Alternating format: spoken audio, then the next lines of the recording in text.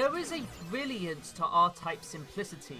With the shoot-'em-up genre often resorting to gimmicks, it's refreshing to return to a game which builds itself on the basics of good design as well as R-Type does. Its enduring excellence is the result of its simplicity, visuals and level design. The ship handles with precision and the beam shots have a satisfying sponginess to them. The levels all have a distinct visual theme, gimmick, and identity that require the player to constantly change their approach and use all the weapons at their disposal. This variance allows R-Type to remain fresh with each playthrough as players can reliably work their way through each stage without the worry of a sudden and unexpected curveball. In a genre infamous for coin munching, R-Type is a paragon of fair game design. Buy R-Type Dimensions if you want to experience the game at its best.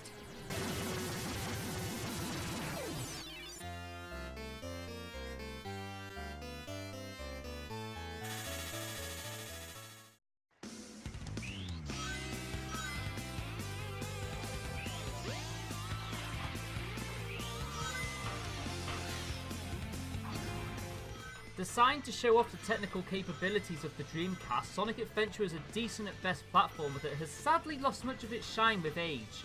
It was a game that chose style and content over substance, with the designers splitting the game into 6 different playstyles instead of refining its core. With all 6 characters having wildly different mechanics, the game's levels had to be designed to accommodate for all of them. In retrospect, one can't help but wonder what the game could have been had they focused all their efforts on Sonic. Whereas Super Mario 64 designed its levels around what Mario could do, Sonic Adventure designed its characters around what they could do on the individual levels. Sonic Adventure is competent, but what it does has been done better elsewhere. The game is still enjoyable, but it can't hide its blemishes. One for Sonic fans only.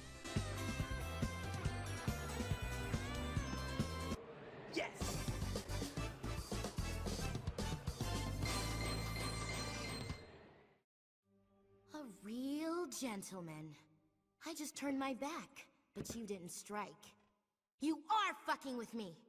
It's actually pretty hard to take cheap shots when your enemy is as bloodthirsty as yourself. No More Heroes is the story of Travis Touchdown, an American otaku who takes up a career in assassination after winning a beam katana on eBay. The city of Santa Destroy is where Travis builds up for his fights as he trains at the gym and takes on odd jobs to pay for his business expenses.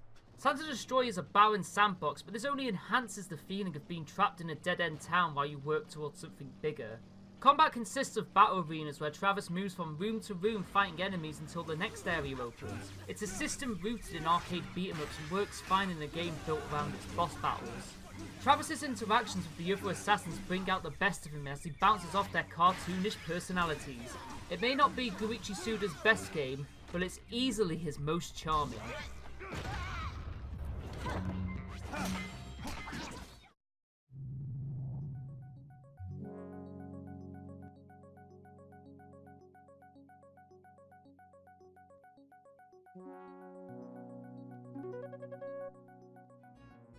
On the surface, Marble Madness is little more than a simple skill test where you navigate a marble around obstacle courses with the objective of reaching the end goal as quickly as possible.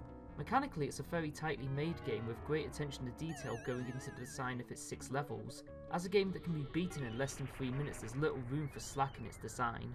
The game lives on the extreme of abstraction, with the level designs invoking memories of MC Escher's rooms and Oscar Utafard's impossible shapes.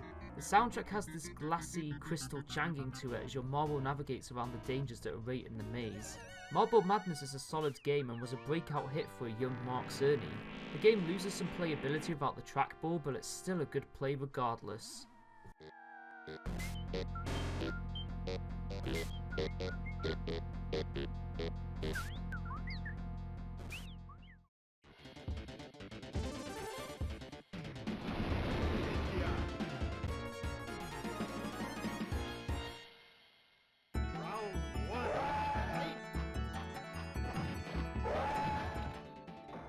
Few titles can claim to influence an entire subgenre of video games, and even less can retain that influence for as long as Street Fighter 2 has. Fighting games have seen much evolution since its release, but at their core they all retain the same gameplay that was established in this groundbreaking title.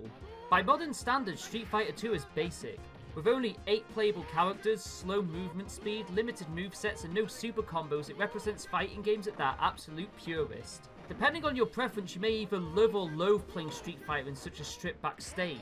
Street Fighter 2 is an important game, but one with some very obvious flaws. The World Warrior is an intriguing artifact in the history of fighting games, but what it did would be done better in later versions. Play Hyper Fighting or Super Turbo instead.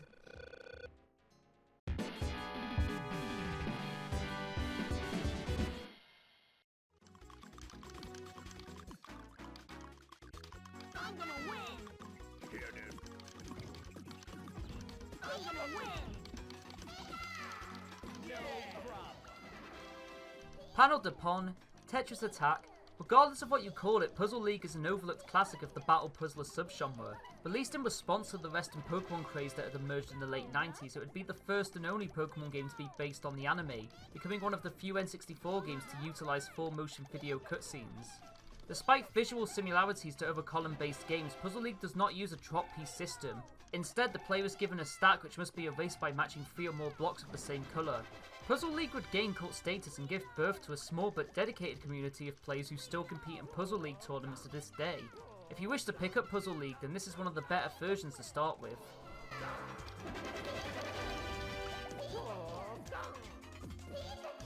I'm gonna take you down.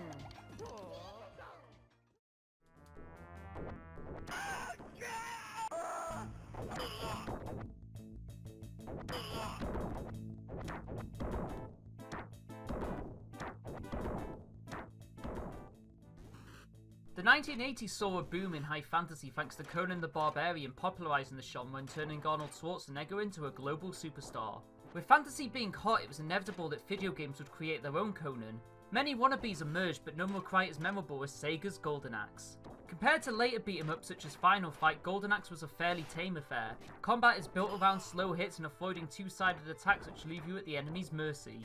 What really makes Golden Axe come into its own was the introduction of magic attacks and multiple creatures such as fire-breathing lizards that can be used to quickly turn the tide of battle. Golden Axe is a good entry-level beat-em-up and can be finished by almost anyone without too much trouble. It would quickly be surpassed, but it remains a memorable entry in the genre's golden age.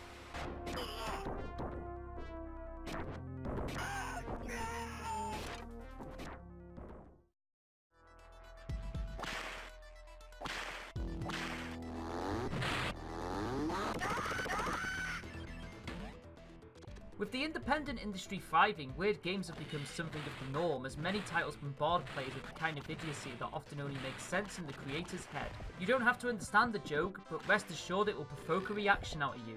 Enter Earthworm Jim, a game which somehow managed to be a bastion of weirdness in a time where abstract creativity was the industry norm.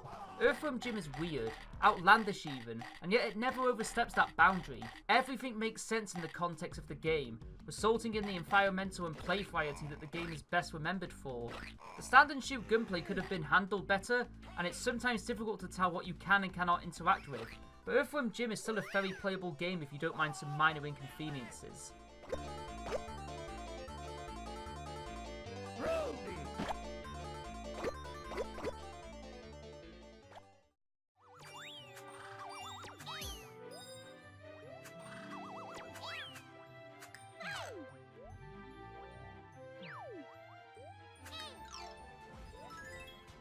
With their novel and innovative visual aesthetics, Good Feel has quickly risen in the ranks at Nintendo. With the release of Yoshi's Crafted World, it's a good time to look at the game which put them on the map. Kirby's Epic Yarn is a 2D co-op platformer whose patchwork aesthetic creates a visual softness which gives the game a charm seldom seen elsewhere. These visuals aren't just for looks either. Now made of string, Kirby can use the fabrics as an extension of his body to stitch and unravel the world around him. Good feel by name, good feel by nature. Kirby's Epic Yarn is built for relaxation.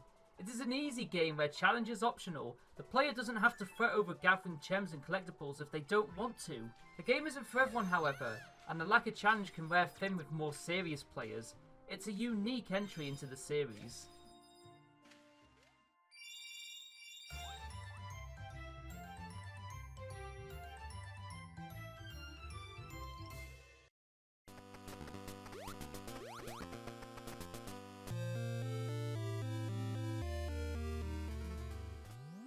Metroid is a bittersweet game to talk about. Heralded as the innovator of the open-ended action game, Metroid will forever go down in history as being one of the most influential and significant games ever made, as its world design paved the way for the likes of Symphony of the Night, Cave Story, and Dark Souls. Metroid itself stands today as a good game hurt by its limitations. Samus is completely lacking in the mobility that would become a series trademark, as her stiff movement makes it difficult for players to traverse through the tunnels of Sebes. Combat is cumbersome and shots struggle to hit enemies who often duck under your fire. Furthermore, the world's open-ended design becomes the source of great frustration as the lack of maps and visual signifiers quickly lead to players becoming lost. Metroid is a classic in historical significance. Play it if only to understand how far we've come since.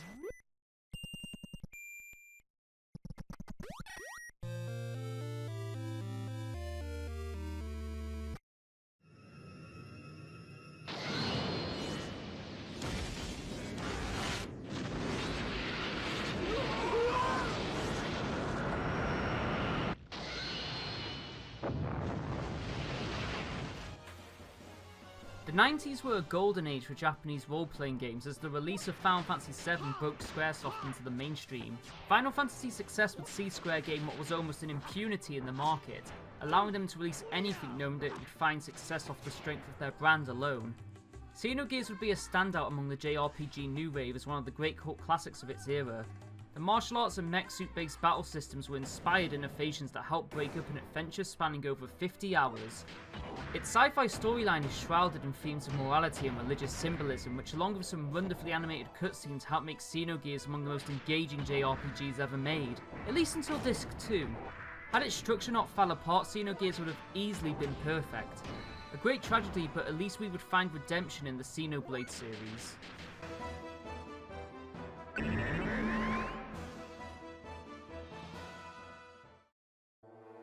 Hold it right there, you freak! Watch him, Harry. He's a frickin' live wire. Control, Gamma Team here. We've apprehended Vatic near the elevator. Be careful. Don't turn your back on him for a minute. We'll be there to take him in. Wait a minute. Something's wrong. He's having some kind of fit. Founded by members of the GoldenEye and Perfect Dark teams, Free Radical quickly gained a following of their Time Splitters series, receiving universal praise and carrying the legacy of GoldenEye into a new generation. Well remembered for their first-person shooters, Free Radical's Second Sight would show the world that they were no one-trick pony. Second Sight is best remembered for its flashback narrative where the player continuously switches between timelines to piece together the events that led them to waking up incarcerated at an institution. The stealth mechanics will be familiar to anyone who has played Metal Gear Solid. The introduction of psychic abilities brings a cool twist to the gameplay as the player utilises their powers to fight or avoid the armed forces that are searching for them. With its creative storytelling, Second Sight is an experience worth seeking if you are a lover of conspiracy stories.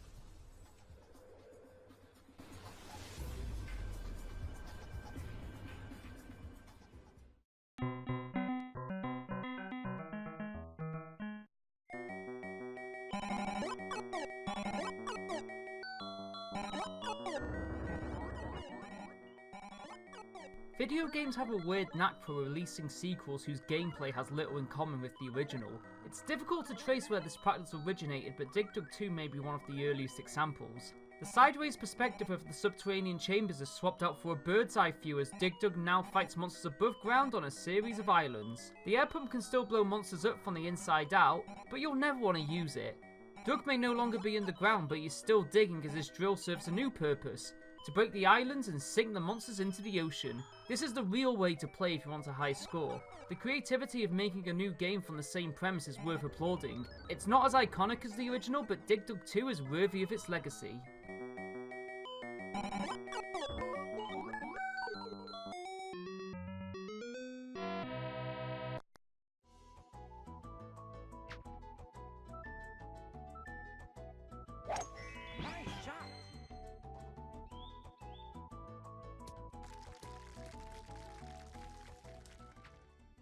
For all the things video games are pushing to be while they continue to grow in size and complexity, it's comforting to know that there will always be a place for classic game design conventions. Mario Golf is little more than a modernization of Golf for the NES. Players pitch their shot and then time button presses along a sliding bar to get as strong and accurate a shot as possible. This design makes Mario Golf incredibly easy to pick up and play. While simple, Mario Golf is by no means shallow as its learning curve pushes players to learn their way around the game's courses, wind physics, weather patterns and character attributes in order to up their game. Mario Golf demonstrates a solid grasp of good game design and will never stop being a solid recommendation for anyone who enjoys a good round of golf. Nice birdie. Yeah, all right.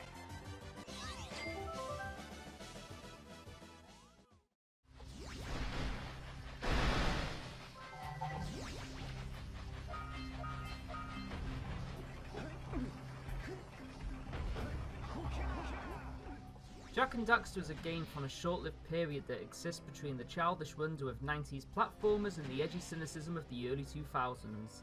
Marking the end of the platformer golden age, Jak and Daxter would be an amalgamation of everything that made the genre great, as it was carefully crafted from the lessons learned by the likes of Super Mario 64, Crash Bandicoot, Banjo-Kazooie, and Spyro the Dragon. By taking what made those games great while avoiding all their respective design pitfalls, Jak and Daxter would end up being solid on every level. Its brilliance was further enhanced by the then new and powerful PlayStation 2, allowing it to display a level of scope and fluidity that was simply not possible previously. Its sequels would take very different paths, but neither would be as impactful. Jak and Daxter is a game well deserving of your love and affection.